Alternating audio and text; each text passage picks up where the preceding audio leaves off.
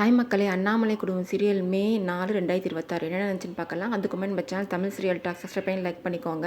Bell ஐக்கானையும் click பண்ணிக்கோங்க. வெண்ணிலா அப்பா அவரோட நிலைமையை புரிய வைக்கிறாரு அண்ணாமலைக்கு. உன்னை நம்பித்தாம்மா நான் வெண்ணிலாவை கல்யாணம் பண்ணி கொடுத்தேன். அதனால் தப்பாக அடிச்சுக்காதம்மா, நான் என்னோட சூழ்நிலையும் புரிஞ்சுக்கோமா. நான் பொண்ணை பெற்றுட்டேன். அதனால் எங்களுக்கு ஒரு இன்னொரு பொண்ணோட மாலையோனும் கழுத்துமா நிற்கும் போது எங்களோட சூழ்நிலையை நீ புரிஞ்சுக்கோமா அப்படின்னு சொல்கிறாரு. வெண்ணிலா அம்மா சொல்கிறாங்க, இந்த சொத்தோ பத்தோ அவளுக்கு முக்கியம் இல்லைம்மா, மாப்பிள்ளையோட அன்பு தான் அவளுக்கு முக்கியம். அதுவே இல்லாத போது எங்கள் பொண்ணு இந்த வீட்டில் நிம்மதியாக இருப்பான்னு நாங்கள் நினைக்கல. அதனால தான் அவளை நாங்கள் கூப்பிட்டு போகணும். அதுக்குள்ளே நீங்கள் வந்துட்டீங்க அப்படின்னு சொல்கிறாங்க வெண்ணிலா அம்மா. அதுக்கு சொல்கிறாங்க அண்ணாமலை, கவலைப்படாதீங்க, நீங்கள் வருண் உங்கள் மாப்பிள்ளை, நீங்கள் உரிமையாக அவன்கிட்ட எல்லாமே கேட்கலாம். நான் சொல்கிறேன், இனிமேல் வெண்ணிலா வாழ்க்கைக்கு எந்த பிரச்சனையும் வராது, என்னை மன்னிச்சிக்கோங்க அப்படின்னு கையெடுத்து கும்பிட்றாங்க. ஏன் அண்ணாமலை கையெடுத்துடலாம், நீ கும்பிட வேணாமா? நீயே உன் வாயாலே சொல்லிட்ட இனிமேல் எந்த பிரச்சனையும் வராதுன்னு. அதனால் எங்களுக்கு இனிமேல் எந்த கவலையும் இல்லை. நாங்கள் வெண்ணிலா சந்தோஷமாக இருந்தால் எங்களுக்கு போதும் அப்படின்னு சொல்கிறாரு வெண்ணிலா அப்பா. வருண் இப்போ புரிஞ்சிருப்பான். அவனுக்கு இப்போ கொஞ்சம் கொஞ்சம் புரிஞ்சிருக்கும் யார் எப்படின்னு சொல்லிட்டு. வருண் அவன் தப்பை உணர்ந்துட்டான். இப்போ அவன் முழுசாக மனசார அவன் வெண்ணிலா கழுத்தில் தாலி கட்டுவான். அதை நம்ம பார்த்து ஆசீர்வாதம் பண்ணுவோம் அப்படின்னு சொல்கிறாங்க. வெண்ணிலா அம்மா சொல்கிறாங்க, இந்த சொத்தோ பணமோ வெண்ணிலாவுக்கு முக்கியம் கிடையாதுமா. அவள் புருஷனோட அன்பு தான் அவளுக்கு முக்கியம். அதுவே கிடைக்கல, இன்னொரு பொண்ணை தான் பிடிச்சிருக்கு, இவளை பிடிக்கலன்னு சொல்லும் போது எங்களுக்கு மனசு ரொம்ப கஷ்டமாக போயிடுச்சு. அவனால தான் இந்த வீட்டை விட்டு நாங்கள் வான்னு கூப்பிட்டு போனோம், நீங்கள் மன்னிச்சிருங்கன்னு அவங்களும் சொல்கிறாங்க.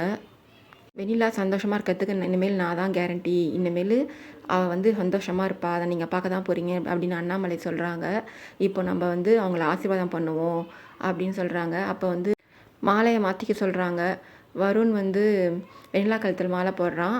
அடுத்தது கௌதம் வான்மதி கழுத்தில் மாலை போடுறான். அப்புறம் செயினில் தாலி சடெல்லாம் கூத்து அதை செயினை போட சொல்கிறாங்க. கௌதம் வான்மதிக்கு செயின் போடுறான், தாலி சரடை. அப்புறம் வருணும் போடுறான், வெண்ணிலாவுக்கு தாலி சரடை கழுத்தில் போட்டு விடுறான். போட்டுட்டு இனிமேல் அவங்க சந்தோஷமாக இருப்பாங்க, நீங்கள் கவலைப்படாதீங்கன்னு அண்ணாமலை சொல்கிறாங்க. நான் கேரண்டி, இனிமேல் அவளுக்கு எந்த பிரச்சனையுமே வராது அப்படின்னு சொல்கிறாங்க. அப்புறம் அவங்க அப்பா அம்மாலாம், நாங்கள் கிளம்புறோம், நாங்கள் நல்லபடியாக தான் கல்யாணத்தை பார்த்துட்டோம். வெண்ணிலா அம்மா சொல்கிறாங்க, உன் நல்ல மனசுக்கு உனக்கு எதுவும் ஆகாதுமா, நீ நல்லபடியாக இருப்ப அப்படின்னு சொல்லிட்டு போகிறாங்க. வெண்ணிலா அவங்க அப்பா அம்மாட்ட சொல்கிறா, அப்பா நீங்கள் எதுக்கும் கவலைப்படாதீங்கப்பா, இனிமேல் நான் சந்தோஷமாக இருப்பேன், அதை நீங்கள் பார்க்க தான் போகிறீங்க அப்படின்னு சொல்கிறா. அடுத்தது ஒரு ரூமில் நின்று யோசிச்சுட்டு இருக்க அண்ணாமலை லீலாவதி பார்க்க வராங்க. லீலாவதி சொல்கிறாங்க அண்ணாமலைகிட்ட, இன்றைக்கி என்னென்னமோ நடந்துரும்னு நான் நினச்சேன். நல்ல வேளை அண்ணாமலை, நீ தான் எப்படியோ வருணை கூப்பிட்டு வந்துட்ட அப்படின்னு சொல்கிறாங்க. வருண் உன் பேச்சை கேட்காம அந்த சாராவை தேடி போயினான். அவன் எப்படி உன் பேச்சை கேட்டு திரும்பியும் வெண்ணிலாவை கல்யாணம் பண்ணிக்கிறதுக்காக திரும்பியும் வந்தான் தாலிப்பேர்ப்பு ஃபங்க்ஷனுக்கு அப்படின்னு கேட்குறாங்க. அவள் சொல்கிறா, அதுக்கு எல்லாத்துக்குமே நான் நாங்கள் காரில் வரும்போது எனக்கு பிடிக்காத கல்யாணத்தை நீங்கள் பண்ணி வச்சிட்டிங்க, எப்படி நான் வெண்ணிலா கூட வாழ முடியும் அப்படின்னு சொல்லி பேசிகிட்டு இருக்கும் போது, உனக்கு என்ன தான் பிரச்சனை வெண்ணிலா கூட, அவள் என்ன தான் அவளுக்கு பிடிக்கல, எங்களுக்கெல்லாம் வெண்ணிலா பிடிச்சிருக்கு, உனக்கு எதுக்கு பிடிக்கல, காரணத்தை சொல்லுன்னு சொல்லி ஒரு தனியாக ஒரு காரை நிறுத்திட்டு ஒரு இடத்துல கேட்குறாங்க. அதுக்கு அவன் சொல்கிறான், நான் ஃபாரினில் படித்தவன், ஆனால் அவள் இந்த லோக்கலில் படித்தவ, அவளுக்கு இங்கிலீஷ் கூட சுத்தமாக தெரியாது அப்படின்னு சொல்கிறான். இங்கிலீஷ் ஒரு நாலேஜ் கிடையாது, அது ஒரு மொழி தான் அப்படின்னு சொல்கிறாங்க அண்ணாமலை. அம்மா நீங்கள் அவளுக்கு என்ன தெரியும்னு நினச்சிட்ருக்கீங்க, அவளுக்கு வீட்டு வேலை தெரியும், சாமி கும்பிட்டு தெரியும், வேறு என்ன தெரியும் அவளுக்கு, 4 விஷயம் தெரியுமா, அவளுக்கு பிஸ்னஸ் நாலேஜும் கிடையாது, அவள் சும்மா வீட்டில் இருக்கிறது தான் லாய்க்கு, என் கூட வெளில வந்தால் எப்படி நடந்துக்கணும்னு தெரியுமா, அவளுக்கு எப்படி நடந்துக்கணும்னு தெரியாது, அவள் எனக்கு ஏற்றவளே கிடையாது, நான் எப்படி அவளை வெளில கூப்பிட்டு போய் அவளுக்கு 4 பேர் முன்னாடி அறிமுகப்படுத்துவேன் அப்படின்னு சொல்கிறான். பிஸ்னஸ்னால் என்னன்னு தெரியாது, சினிமானா என்னன்னு தெரியாது, பாலிடிக்ஸ்னால் என்னன்னு தெரியாது, அவளுக்கு எதுவுமே தெரியாது, வீட்டு வேலை செய்கிறத அவளுக்கு என்ன தெரியும், சாமி கும்பிடுவா, வீட்டு வேலை செய்வா, அவளுக்கு வேறு எதுவும் தெரியாது அப்படின்னு சொல்கிறான். உடனே அவங்க சொல்கிறாங்க, இதானே உன்னோட அவளை பிடிக்காத காரணமாக நீ சொல்கிற, எனக்கு 3 மாதம் டைம் கொடு, அவளுக்கு உனக்கு ஏற்ற மாதிரி நான் மாற்றி காமிக்கிறேன், உனக்கு ஏற்றவெல்லாம் நான் ஆக்கி காமிக்கிறேன், அவள் எல்லா விஷயத்துலையுமே உனக்கு ஏற்ற பொண்ணா அவள் ஆகுவா, நான் உனக்கு வந்து அவளை மாற்றி காமிக்கிறேன், எனக்கு 3 மாதம் டைம் கொடு, அதுக்கப்புறம் நீ என்ன பண்ணியோ பண்ணிக்கோ, உன் முடிவில் வந்து நான் தலையிட மாட்டேன் அப்படின்னு சொல்கிறாங்க. அம்மா அவள் எப்படி மாறுவான்னு நீங்கள் நினைக்கிறீங்க? இந்த அண்ணாமலை சொன்னால் நான் நடக்காத சொல்ல மாட்டேன், நடக்கிறது தான் சொல்லுவேன். நான் சொன்னால் அது நடக்கும், நான் அவளை மாற்றி காமிக்கிறேன், 3 மாதத்துக்குள்ளே உனக்கு ஏற்றவளா நான் அவளை மாற்றி காமிக்கிறேன், அதுக்கப்புறம் நீயே அவளை புரிஞ்சுக்கிட்டு சந்தோஷமாக வாழ்வ அப்படின்னு சொல்கிறாங்க. அவனும் அதுக்கு சம்மதிக்கிறான். கூட வந்து அவங்க கூட வந்து அவள் கழுத்தில் தாலி பிரித்து கொடுக்குற ஃபங்க்ஷனில் தாலி கட்ட ஒத்துக்கிறான்.